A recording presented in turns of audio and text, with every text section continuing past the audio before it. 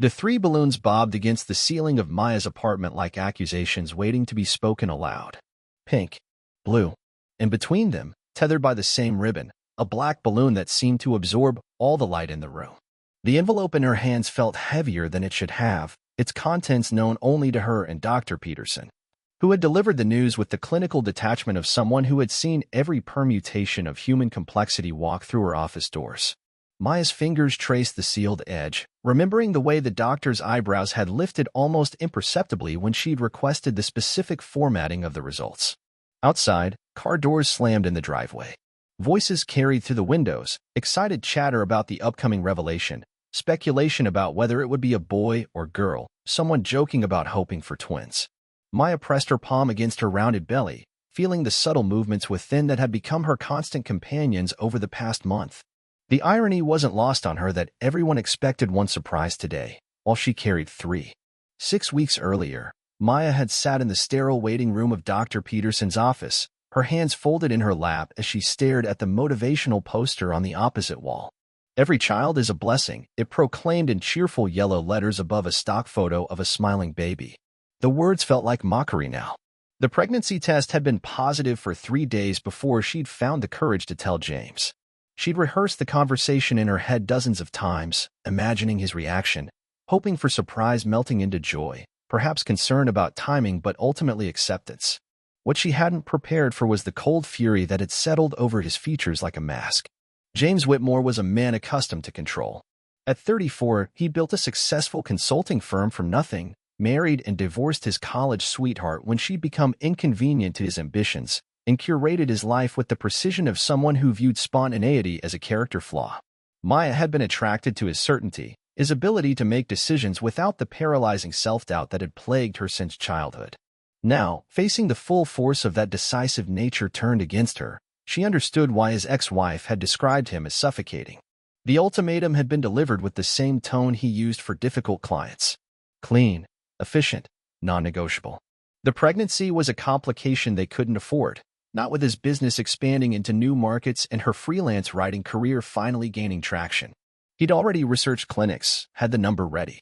The sooner they handled this, the sooner they could get back to their plans. Maya had nodded and agreed because disagreeing with James had never been a viable option in their relationship.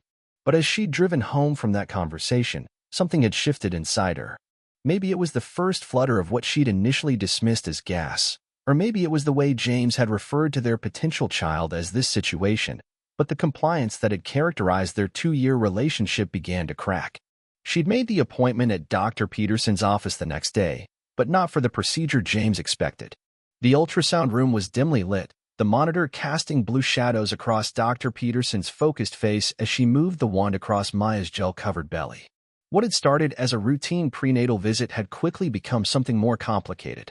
Dr. Peterson paused, adjusted the angle, moved to a different position. Maya watched the grainy black and white images on the screen, trying to make sense of the abstract shapes that supposedly contained her future.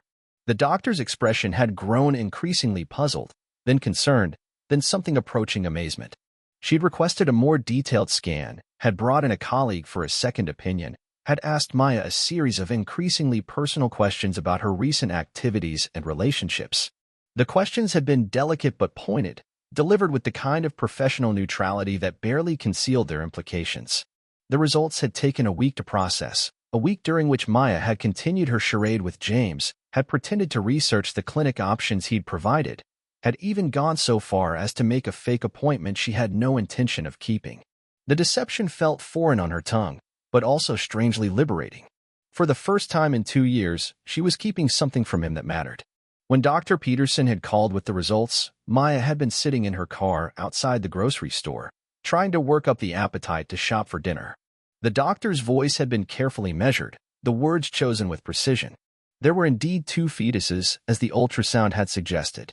But the genetic testing had revealed something unprecedented in Dr. Peterson's 15 years of practice. The twins were not identical, which was common enough. What was extraordinary was that they had different fathers. Heteropaternal superfecundation, the doctor had explained, was theoretically possible but exceedingly rare. It occurred when a woman released multiple eggs during ovulation and had sexual contact with different partners within a short time frame. Maya had listened to the explanation with a growing sense of unreality, as if the words were being spoken to someone else entirely.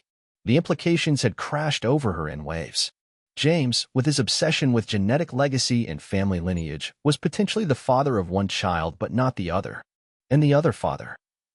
Maya had ended the call and sat in her car for nearly an hour, watching shoppers come and go with their mundane concerns about dinner plans and weekend activities.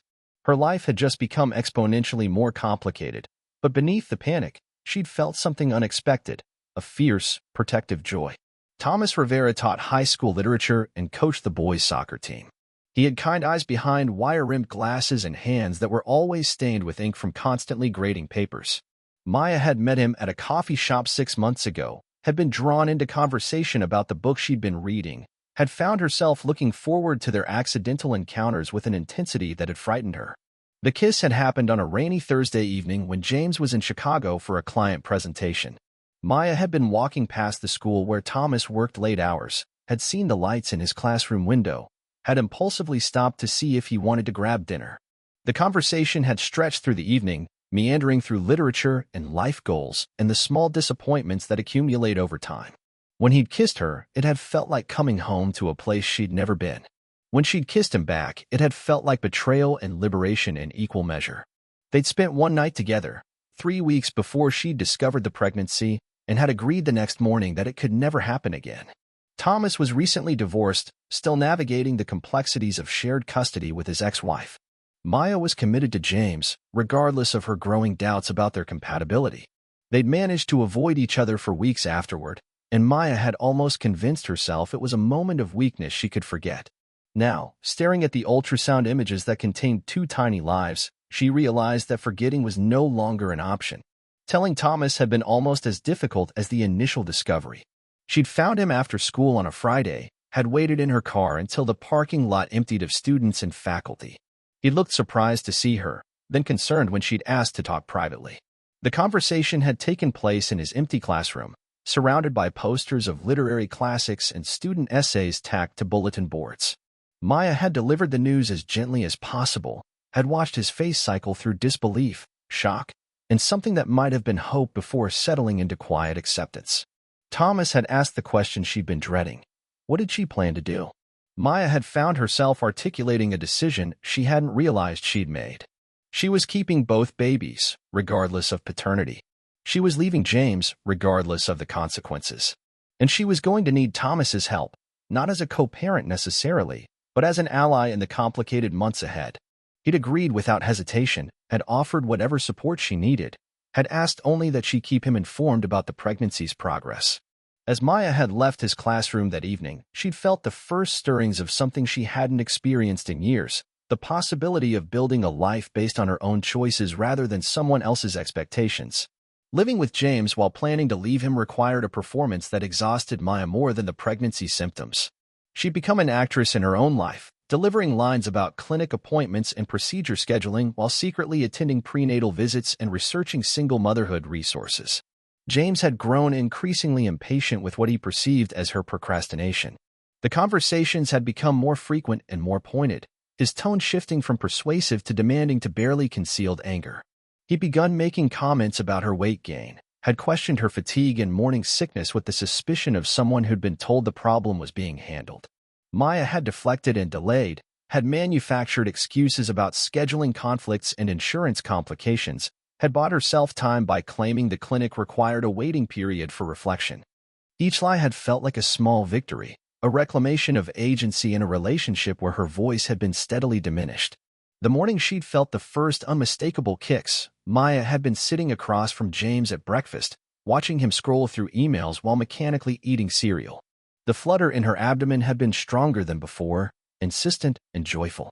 She'd pressed her hand to her belly instinctively, and James had looked up from his phone with irritation. He demanded to know when she was finally going to handle the situation, had threatened to make the appointment himself if she continued to delay. Maya had promised to call the clinic that day, had even written the number on a piece of paper while he watched. But instead of scheduling a termination, she'd called Dr. Peterson to discuss the logistics of the gender reveal party she was planning. The idea had come to her gradually, crystallizing into a plan that felt both terrifying and inevitable.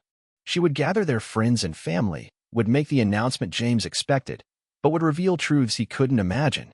The party would be her coming out, her declaration of independence, her final performance before stepping into an uncertain but authentic future. Planning the event while maintaining her deception had required careful coordination. Maya had enlisted her sister Sarah as an unwitting accomplice, had asked her to handle the invitations and decorations while claiming she was too emotional about the whole situation to manage the details herself. Sarah had been concerned about Maya's decision to have a party so soon after the supposed procedure, but had agreed to help when Maya had explained it as a way to celebrate their relationship moving forward. The guest list had been strategic.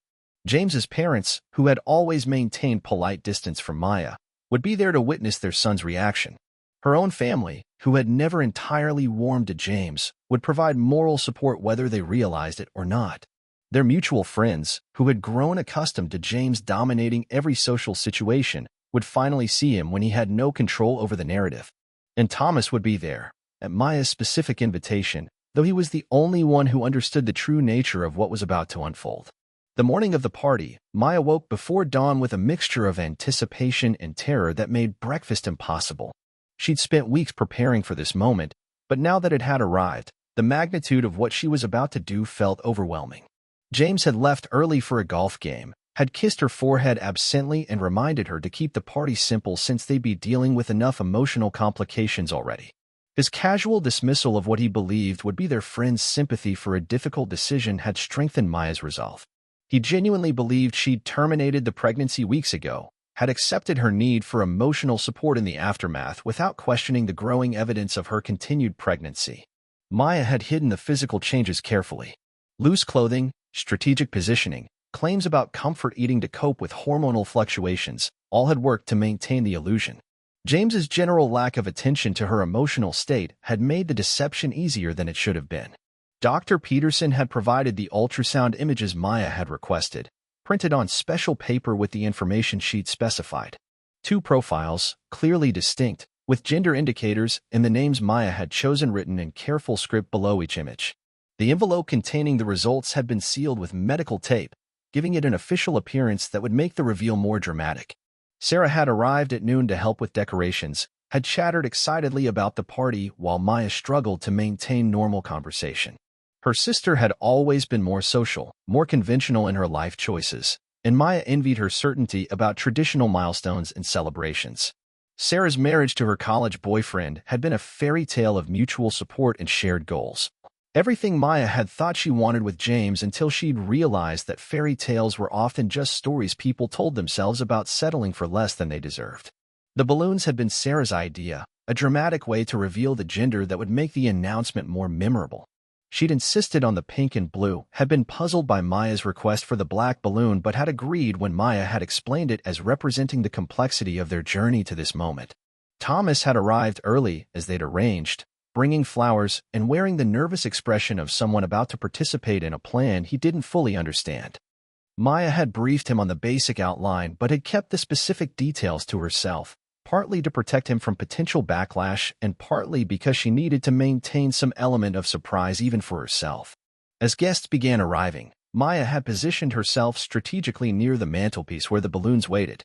The envelope felt substantial in her pocket, its weight a constant reminder of the moment rapidly approaching when her carefully constructed deception would end and her real life would begin. The living room filled slowly with the cast of characters who had formed the backdrop of Maya's relationship with James. His parents, Richard and Patricia Whitmore, arrived precisely on time and immediately claimed the best seats on the sofa. Richard's success in commercial real estate had instilled in him a confidence that bordered on arrogance, while Patricia maintained the kind of gracious hostility that wealthy women had perfected into an art form. Maya's own family provided a stark contrast. Her parents, both retired teachers, brought homemade cookies and genuine enthusiasm for what they believed was a celebration of their daughter's happiness. Her brother Mike had driven down from Portland with his wife and 2 young children, turning the gathering into an impromptu family reunion. The friends who filled the remaining space represented the social circles Maya and James had cultivated together, though Maya realized now how few of them she considered truly close. Most were James's business associates and their wives, people who knew her primarily as an extension of his success rather than as an individual with her own aspirations and personality. Thomas had positioned himself near the back of the room, close enough to provide moral support but far enough away to avoid drawing attention to his presence. Maya caught his eye occasionally, drawing strength from his steady gaze and the knowledge that at least one person in the room understood the magnitude of what was about to happen.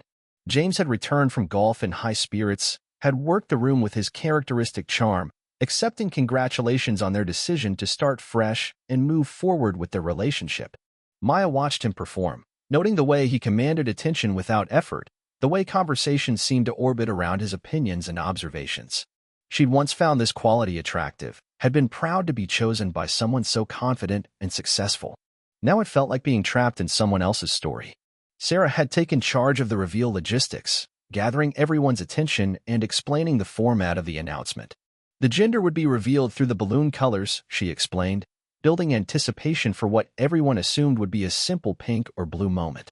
Maya felt the envelope in her pocket grow heavier as the moment approached. Her heart rate had increased to the point where she worried others might notice, but when she looked around the room, she saw only expectant faces waiting for a revelation none of them could imagine. The room quieted as Sarah called for everyone's attention, her voice carrying the excited energy of someone who believed she was facilitating a joyful celebration. Maya moved to the center of the gathering, her hand instinctively moving to her belly in a gesture that had become natural over the past months. James stood nearby, his arm casually draped around her shoulders in a possessive gesture that felt heavier than it had in the past.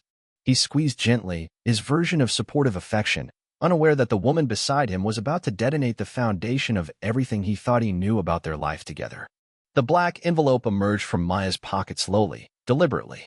She held it up for everyone to see, noting the way the medical seal caught the light and lent gravity to the moment. The room had grown completely quiet, the kind of expectant silence that precedes life-changing announcements. Maya's voice, when she finally spoke, was steadier than she'd expected. She thanked everyone for coming, acknowledged how much their support meant during what had been a complicated time, and explained that the results in her hands would answer questions some of them didn't even know they should be asking. The first revelation came with the breaking of the medical seal. Maya extracted the ultrasound images slowly, holding them up for the room to see. The collective intake of breath was audible as people processed what they were seeing, not one fetus, but two distinct profiles clearly visible on the medical-grade paper. Twins.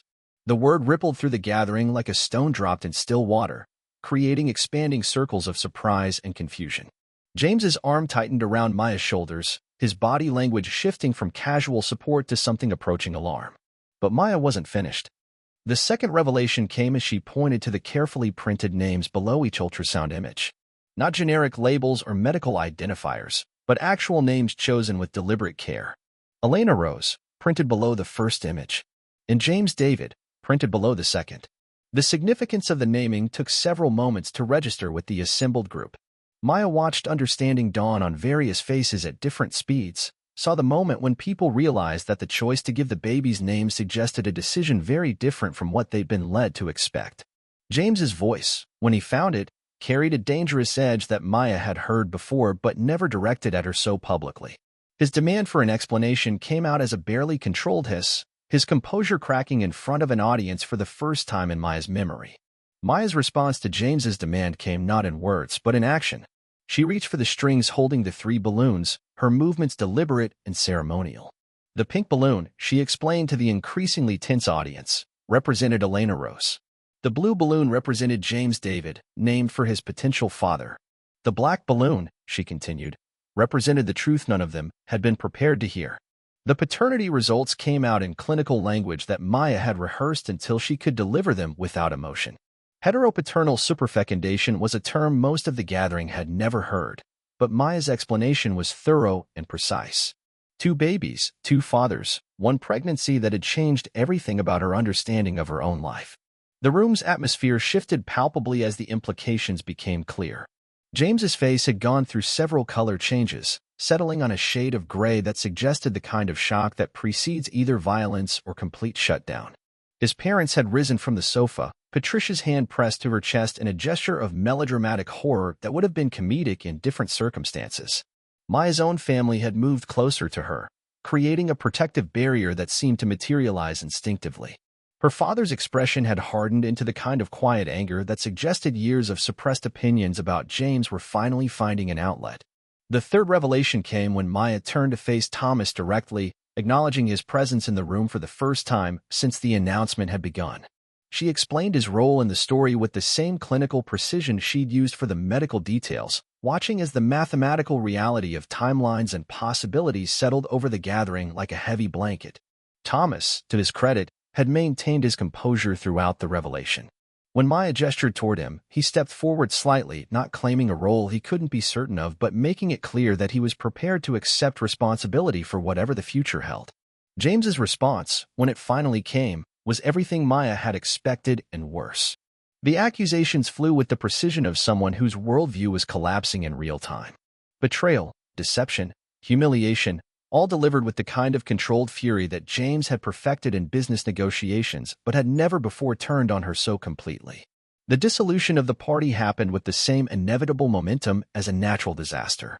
James's parents departed first, Patricia's parting comments about family reputation and social standing delivered with the kind of venom that suggested years of barely concealed disdain for Maya had finally found an outlet. Several of the business associates followed, their discomfort with the personal drama overwhelming their curiosity about how the situation would resolve. Maya watched them go with a mixture of relief and sadness, realizing that these relationships had always been contingent on her role as James's partner rather than based on any genuine connection to her as an individual. Her own family rallied around her with the fierce protectiveness she'd hoped for but hadn't been certain she deserved. Her mother immediately began discussing practical matters, living arrangements, financial support, childcare logistics, with the kind of matter-of-fact competence that had characterized her approach to every family crisis Maya could remember. James's final confrontation with Maya happened in the kitchen, away from the remaining guests but within earshot of anyone who cared to listen. His voice carried the kind of cold fury that she'd seen him use to destroy business competitors, but never before had she been the target of such calculated cruelty. The accusations were personal and precise, designed to wound in ways that suggested he'd been cataloging her vulnerabilities throughout their relationship for exactly this kind of moment. Her writing career was mediocre at best, he informed her. Her social skills had always been lacking. Her family had never been good enough for his standards, and now everyone would know exactly what kind of person she really was. Maya listened to the character assassination with a strange sense of detachment, as if James were describing someone she'd once known but no longer recognized. The words that might have devastated her 6 months ago seemed to lose their power when delivered to the version of herself she'd become. When he'd finished, Maya's response was quieter than his attack, but somehow more final. She thanked him for making her decision easier, acknowledged that he was probably right about many of his criticisms, and suggested that their incompatibility had been apparent to everyone except the two of them for quite some time. James left the party, and her life, with the kind of dramatic exit that he'd always favored, but the slam of the front door felt more like relief than abandonment to Maya. The cleanup after the party was handled by the people who remained, Maya's family, Thomas, and Sarah, who had processed the day's revelations with the practical efficiency of someone accustomed to managing crises.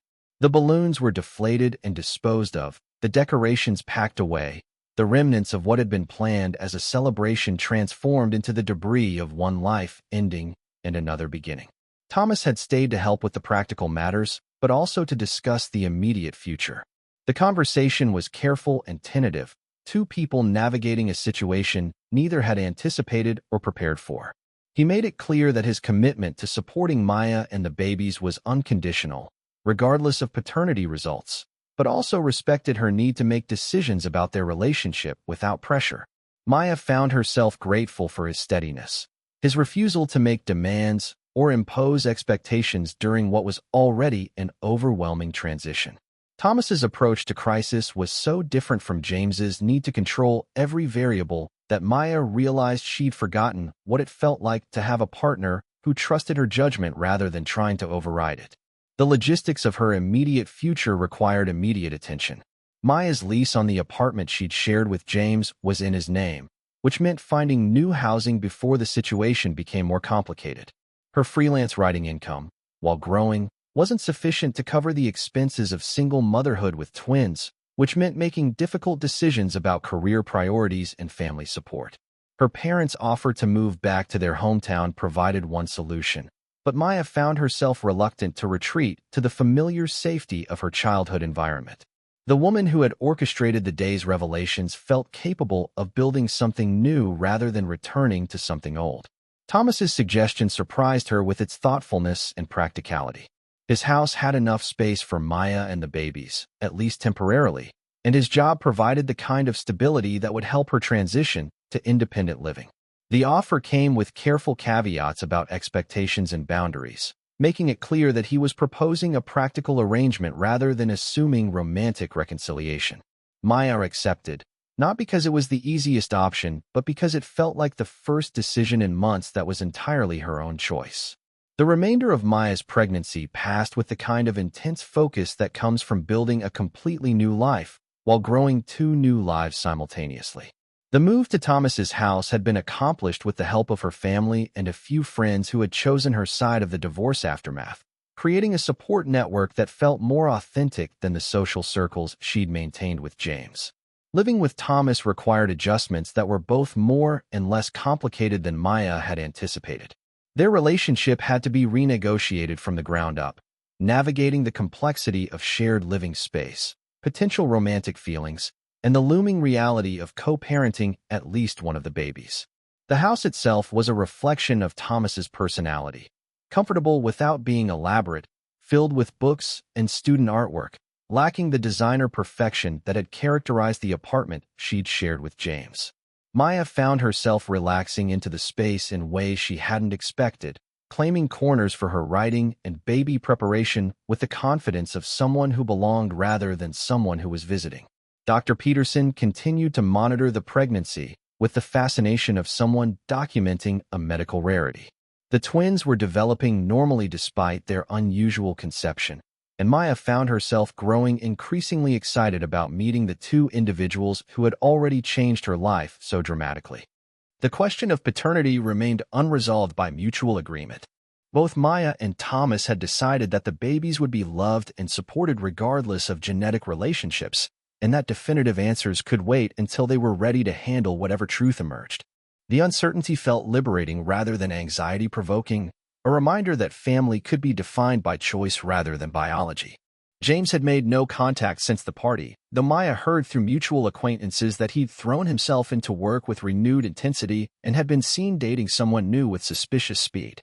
The information came with a brief pang of something that might have been jealousy or might have been relief that someone else would now bear the responsibility of living up to his expectations.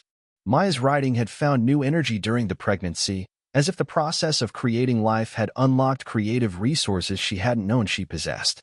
The articles and essays flowing from her laptop had a depth and authenticity that her previous work had lacked, leading to opportunities with publications that had previously been beyond her reach. Elena Rose arrived first, at 4:23 a.m. on a Tuesday morning in March, after 18 hours of labor that had tested every preparation Maya thought she'd made. Thomas had been present throughout, providing support with the steady competence of someone who had helped his sister through 3 deliveries and understood the difference between being helpful and being intrusive. The moment Maya held her daughter for the first time, the question of paternity became simultaneously more urgent and completely irrelevant.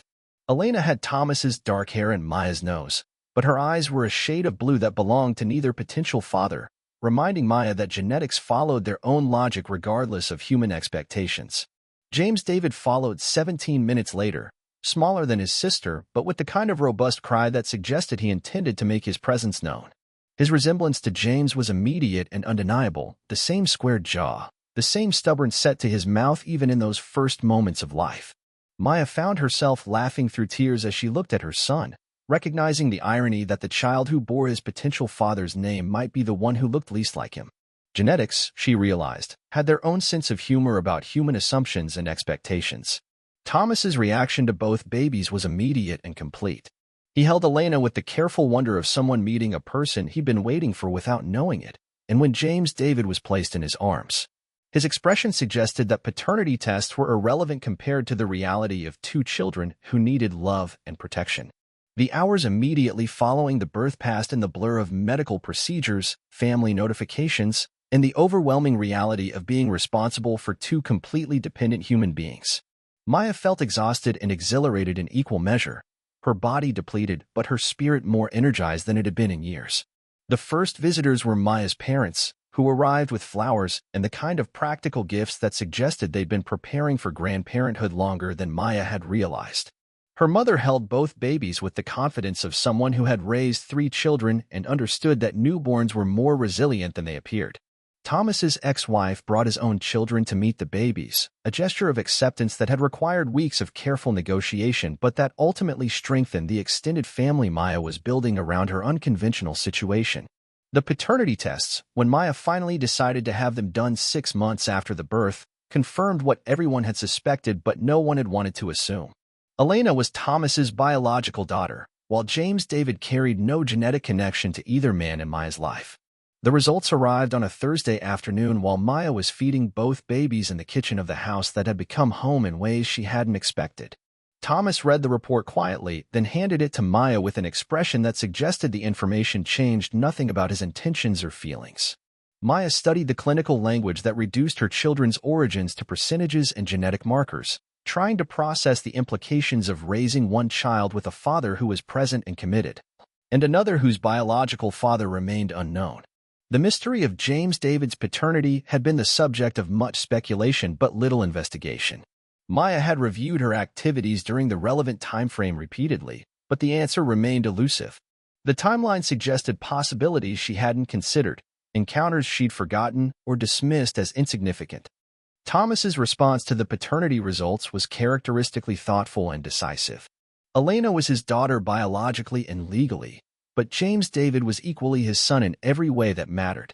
The legal adoption process would formalize what had already become emotional reality, creating a family based on choice rather than accident. Maya found herself grateful for Thomas's approach to the complexity of their situation. His willingness to claim responsibility for both children, regardless of genetics, created stability that allowed her to focus on the practical challenges of raising twins while building a writing career that could support their unconventional family. The question of what to tell the children about their origins would need to be addressed eventually, but Maya felt confident that honesty delivered with love would be sufficient. Elena and James David would grow up knowing that families could be created in unexpected ways, that love was more important than biology, and that their mother had chosen courage over convenience when faced with life-changing decisions. 2 years after the gender reveal party that had changed everything, Maya received an invitation to James's wedding.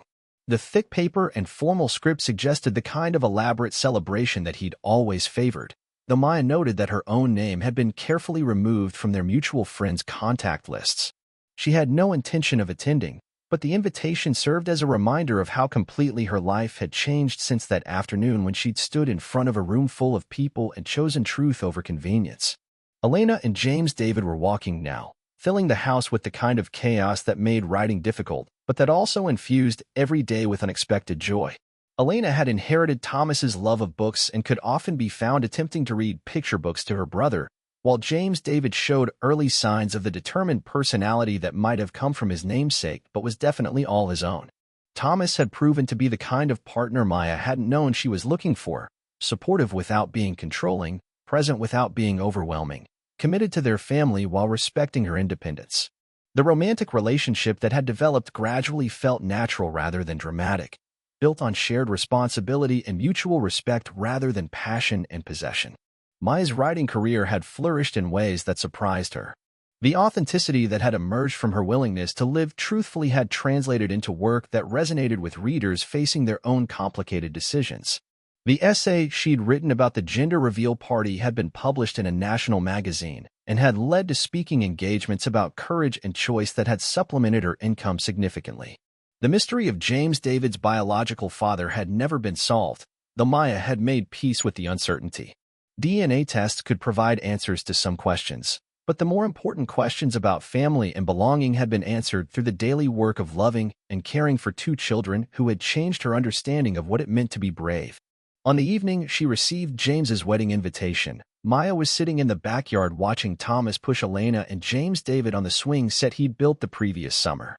The scene was so ordinary and perfect that she found herself laughing at the contrast between this quiet happiness and the drama that had preceded it. The laughter caught Thomas's attention, and he looked at her with the kind of questioning expression that had become familiar over their months of learning to read each other's moods and needs. Maya held up the wedding invitation in explanation, and his eyebrows rose in the amused surprise of someone who understood the irony of the situation without needing detailed explanation. Elena chose that moment to demand higher pushes on her swing, her voice carrying the imperious tone of a 2-year-old who had learned that persistence usually resulted in compliance from the adults in her life. James David echoed his sister's demand with less articulate but equally determined protests, creating the kind of background noise that had become the soundtrack of Maya's daily life. As Thomas returned his attention to the swing set and Maya prepared to go inside to make dinner, she reflected on the unexpected ways that courage could manifest. The woman who had stood in that living room 2 years ago, holding an envelope that contained truths no one was prepared to hear, had seemed braver than Maya felt most days. But perhaps real courage wasn't the dramatic gesture of that one afternoon. Perhaps it was the daily choice to build a life based on authenticity rather than convenience, to choose love over security, to raise children who would understand that family was something you created rather than something that happened to you. The invitation to James's wedding went into the recycling bin without a response, but Maya found herself hoping that he had found someone who genuinely appreciated the qualities that had made him so wrong for her. Everyone deserved to be loved for who they truly were, even if it had taken Maya years to understand what that meant. As she called Elena and James David in for dinner, Maya caught sight of herself in the kitchen window, a woman surrounded by the beautiful chaos of the life she'd chosen rather than the one she'd been expected to want. The reflection smiled back at her with the kind of confidence that came from knowing that every difficult choice had led to this moment of imperfect, complicated, genuine happiness. The woman in the back of the room that day, the one who had begun to laugh as Maya's revelations unfolded, had been Maya's great-aunt Ruth. A family legend who had scandalized polite society in the 1960s by leaving her first husband for his business partner and subsequently raising 4 children whose paternity had been the subject of decades of speculation and whispered gossip. Ruth had been 83 that day, sharp as ever despite her age, and had positioned herself strategically where she could observe the entire drama without being drawn into it directly. As Maya's announcements had grown progressively more shocking, Ruth's amusement had become increasingly apparent, culminating in the delighted laughter that had punctuated the moment when Thomas had been identified as the potential father of one of the twins. After the other guests had departed in various states of shock and disapproval, Ruth had approached Maya with the kind of knowing smile that suggested she understood exactly what her great-niece had accomplished. Her words had been brief but profound. Sometimes the best way to find your real family is to blow up the fake one first. Ruth had died the following winter, peacefully in her sleep, but not before establishing a trust fund for Elena and James David's education with instructions that the money was to be used for children brave enough to be themselves in a world that prefers conformity. The lawyer who had delivered the news had mentioned that Ruth had changed her will the week after Maya's gender reveal party, suggesting that the old woman had recognized something in that moment of dramatic honesty that had resonated with her own history of unconventional choices. Maya kept a photograph of Ruth on her desk now, a reminder that courage was often hereditary in ways that had nothing to do with genetics. The woman who had laughed in the back of the room that day had understood that sometimes destruction was necessary for creation, that sometimes the most loving thing you could do was refuse to live a lie. Even when the truth was complicated and messy and likely to hurt people who preferred their realities simple and predictable. As Maya tucked Elena and James David into their beds that night, Elena insisting on 3 stories while James David demanded equal time with his favorite stuffed elephant, she reflected on the strange ways that family stories echoed across generations. Her children would grow up knowing that their great-great-aunt Ruth had once caused a similar scandal, that their mother had found the courage to choose truth over comfort, and that love could be more powerful than convention when applied with sufficient determination. The house settled into the quiet rhythm of evening as Thomas finished grading papers and Maya returned to her laptop, working on an article about the unexpected ways that parenthood changes not just your schedule but your understanding of what it means to be brave. Outside, the neighborhood moved through its own evening routines, families completing homework and preparing for the next day, couples negotiating the small compromises that keep relationships functioning, children dreaming of possibilities they couldn't yet articulate. Maya's story had become one of many in the suburban landscape around her, but she knew that it carried the particular weight of choices made consciously rather than circumstances accepted passively. Elena and James David would inherit not just genetic material from their various biological contributors, but also the knowledge that their mother had been willing to risk everything to ensure they grew up in a family built on honesty rather than convenience. The gender reveal party that had ended one life and begun another was now just a memory, but its consequences continued to ripple outward in ways that Maya was still discovering. The woman who had stood in that living room with an envelope full of shocking truths had been braver than she'd known, but the woman who lived with those truths every day had learned that real courage was quieter and more sustained than dramatic gestures. As Maya closed her laptop and prepared for bed, she could hear Thomas moving through his own nighttime routine in the room down the hall, close enough to provide security and partnership, far enough away to maintain the independence that had become essential to her sense of self. The arrangement worked because it had been chosen rather than imposed, negotiated rather than assumed, built on mutual respect rather than social expectations. Tomorrow would bring the ordinary challenges of raising twins, managing a freelance career, and maintaining a relationship that defied easy categorization. But tonight, Maya felt the deep satisfaction of someone who had made difficult choices and discovered that the life on the other side of fear was worth the risk of losing everything familiar. The last thing she saw before turning off the light was the ultrasound images, now framed and hanging on the wall, Elena Rose and James David, captured in those early moments when they were still possibilities rather than people. When their future was unknown, but their impact on Maya's life was already transforming everything she thought she knew about love, family, and the courage required to live authentically. The woman in the back had laughed because she recognized the moment when someone chooses truth over comfort, chaos over control, love over security. Ruth had understood that such moments were rare and precious, worth celebrating even when they destroyed the careful structures that people spent years building to protect themselves from uncertainty. Maya turned off the light and settled into sleep, surrounded by the sounds of the family she had chosen and the life she had built from the wreckage of the one she had inherited. In the morning, there would be breakfast to make, children to dress, work to complete, and the thousand small decisions that constitute a day lived on purpose rather than by accident. But tonight, she was simply a woman who had found the courage to tell the truth and discovered that the truth, complicated as it was, had set her free to build something better than anything she could have planned.